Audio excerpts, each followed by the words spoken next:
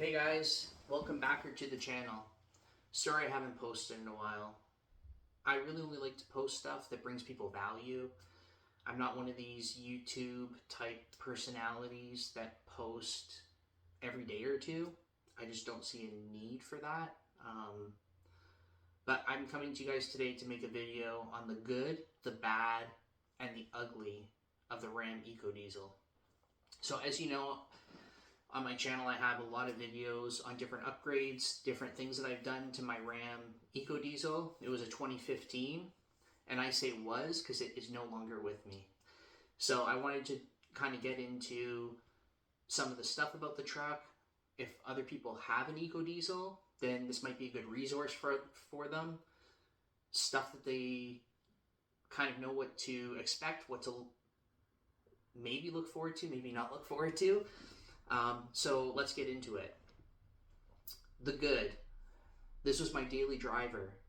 If you live far from your work or you travel a lot at highway speeds, not through like cities, stop and go, this truck's good if you don't need a heavy duty truck. Despite what people are going to say, I know there's kind of two schools of thought. A lot of people hate on the EcoDiesel, but there's a place for them. I previously had a Hemi when I lived in the city closer to work. Great truck. If you live close to work, it's a gasser, but it has a 120 liter tank, and you would maybe only get 550 kilometers, right? The EcoDiesel, 90 liter tank, I would get 1,000 kilometers. So there's a trade-off here, guys, that we're talking about, and it's something to actually really think about. So if that kind of suits you and you want a vehicle like that, it has a place, but you also have to know, its limitations, kind of the problems that you're going to get into. But besides the driving, I've been on lots of camping trips with it. I've towed boats, I've towed small RVs, ATVs, sleds. I drove across the United States and Canada on a huge long truck, camped in the back of my truck trip. Lots of state parks, lots of provincial parks. Awesome trip. Put about 12,000 kilometers on the truck. Not one problem. That's all the good stuff. The fuel economy, all that. Let's get into the bad about this truck. Once you start getting around, I'm going to say 180 to 200,000 kilometers on this truck, you're going to start throwing codes for emissions related equipment, which can get expensive fast. So the first thing that happened, the EGR, recycling all that exhaust back through the engine, right? It's trying to kill off all those nitrous oxide and stuff like that. It's trying to burn everything through the engine. It fouls up your intake manifold with carbon. That stuff superheats.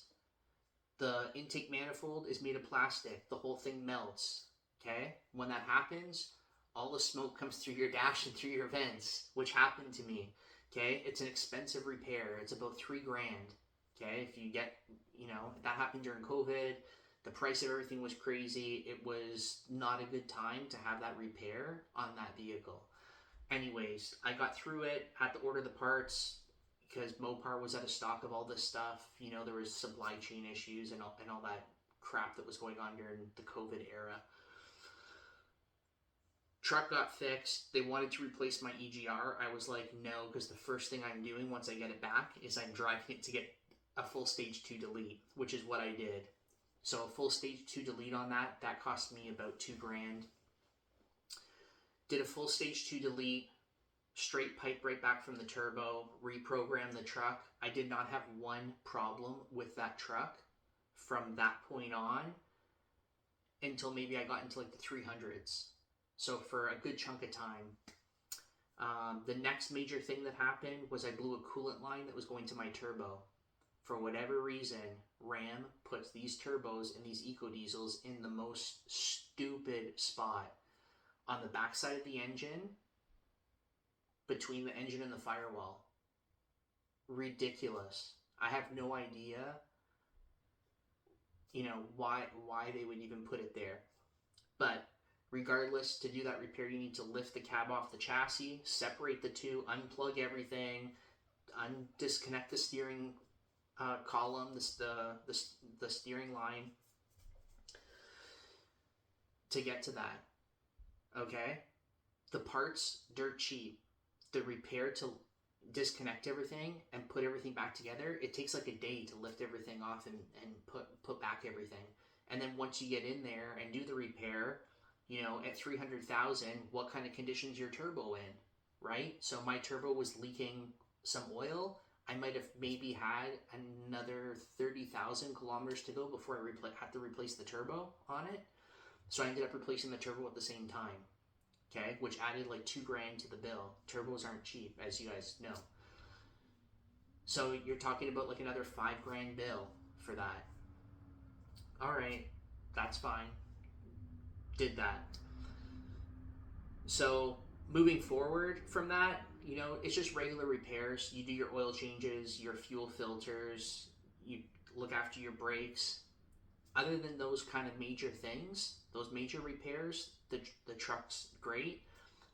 My fuel pump, the one annoying thing was my fuel pump went. So my fuel pump, I had to get an aftermarket fuel pump. So even though that Mopar has a recall, and I'm not sure a lot of you guys know this, but Mopar has a recall on their high pressure fuel pumps. So if you have an EcoDiesel, it should probably be replaced. Look into that because they're about $1,800 out of pocket. And Mopar would not cover. I had the bill. They would not cover me with my aftermarket fuel pump. Despite them not having the Mopar version in stock, they could not physically do the repair on my truck. I need my truck to drive to work. So I'm put between like a rock and a hard place. So, I have to put $1,800 out of pocket to do a high pressure fuel pump, replace some of the lines and all that stuff. And then Mopar refused to cover it. So just know that a lot of these parts recalls that I had with this vehicle, yes, there is a recall. Yes, it's free to get fixed and the labor's free, but Mopar doesn't have the parts. I have no idea what the point of, putting out a recall when you don't have enough parts in your warehouse to fix all these vehicles that you are mandated to repair. So it's just a headache with that. I'm just giving you guys a heads up for that. That one was a headache for me, but moving on from that, I had 415,000 kilometers on this truck. That's a lot of kilometers. I really, besides some of these big ticket repairs, I did not have really any other big issues with the truck.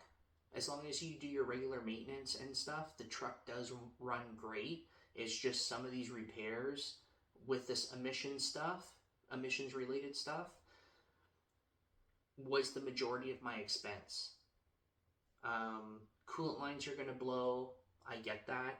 But just the whole design with like the EGR, the plastic manifold, that is like the main headache and probably half the expense of repairs with this truck. Now to get on to the ugly, because I don't want to make this video long. So my final rest in peace moment for this truck was at 415,000 kilometers. I blew a head gasket. On the smaller size diesels, they're not as forgiving as a full size diesel, whether it's any of the brands. A 2500, a 250, 350, Ford, GM, Chevy.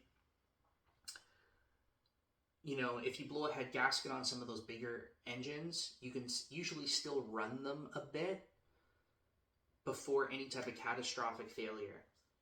So, on these smaller size engines, when you blow a head gasket, it was, almost immediate overpressure of my coolant system.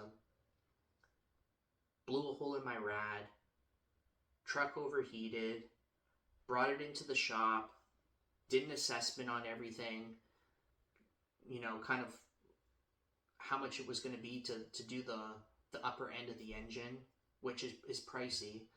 But the nail in the coffin was when we pulled the oil filter out, there was metal shavings caught in the pleats. So with the truck overheating, one of the lower end bearings started chewing and stripping bearing material off, and it started cycling it through the oil, which didn't go through the engine because the filter was catching it. But in all the pleats of the filter, we were catching all these metal shavings. So I had to do an upper end, like my actual head gasket, redo the heads, machine them all down, and then I also have to do the lower end. So with both of those things, that's an expensive repair. It's about 15 grand. So at 415,000, is it really worth it? You know, if it's an upper end and you can get the job done, you know, 6,000-7,000, if you don't want to go out and spend 100 grand on like a full-size diesel, then it makes sense depending on your financial thing. Because I really do think that these, at least the Gen 2 that I had, you know, besides some of the emission stuff, the truck literally ran great. So I would say, depending on your financial situation, how you know, how bad the repair is, it's kind of up to the individual. It would have been nice for me just to do the upper end and keep the truck. I would have 100% done that. But when I found out all the stuff about the lower end, it was no bueno with that. $15,000 repair. That's how much it would have cost. I looked at used engines. Used engines, for whatever reason, I have no clue why, are still going for like anywhere from 15 to 23,000, depending on how many kilometers are on it. And you're basically taking a chance, right? You're going to be running into the same issue. Whereas if you have your engine and you just repair it, you've been the owner of that vehicle, so you know the progression that vehicle's gone. So it's a trade-off. It's like a lottery, right? You might win, you might lose. So, yeah, used engines are a lot. New engines, I think Mopar wanted like 27 grand or 29 grand for a new engine, new EcoDiesel engine. Wild. Just wild. So that's like a good down payment on a whole other vehicle. So I decided to cut my losses, and I had the EcoDiesel for a good while. I love the truck. Besides some of the more pricier, you know, government regulated emission stuff that forces you to do these expensive repairs, it's a good vehicle in my opinion. And I know a lot of people have mixed reviews on that. Some of them are lemon, some of them are good. 415,000 kilometers, I think I did pretty good with that. It served its purpose, but the time's come that it has gone. I moved on. So I upgraded. I got a 5th gen Ram with the Cummins engine. And as soon as I had that EcoDiesel, or shortly after that, you know, it was something that I aspired to get one day. So so I pulled the trigger on that, and I got the 2500 Cummins. So all my videos going forward are probably going to be around that vehicle, oil changes on it, how to do different stuff. But I just wanted to do a quick video to give everybody an update that have helped out in the past, doing different types of upgrades with that truck or installing stuff. I just wanted to go through the good, the bad, and the ugly to give other people a heads up about kind of the stuff that you have to look forward to as you embark on your journey with the EcoDiesel. But I'll leave you with that. I hope you guys found this video interesting. You learned something from it if you have an EcoDiesel. Hopefully you kind of know what to expect as your life progresses with the higher kilometers with the EcoDiesel. And yeah, you just, you know, can make an educated decision on the course of action you need to take when these things start to happen. But I'll leave you guys with that. thanks for watching, and look forward to some other videos coming up about maintenance and stuff like that I'm doing with the new vehicle. See you guys next time.